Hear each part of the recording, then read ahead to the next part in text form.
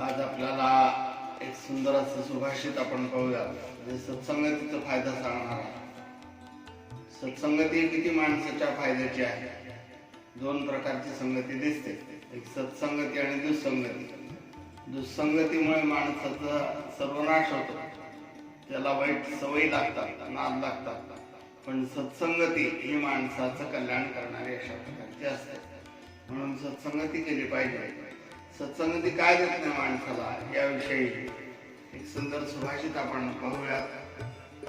या सुभाषितामध्ये भर्तृहरीने सत्संगती विषयी माहिती दिलेली आहे. सत्संगती काय करते. भर्तृहरी म्हणतात, जाड्यं देव हरति सिंचति वाचि सत्यम मानोन्नतिं दिशति पापम अपाकरोति चित्तं प्रसादयति दीक्षितोन्नति कीर्तिं सत्संगती कथय किन्न करोति पुरुषाम.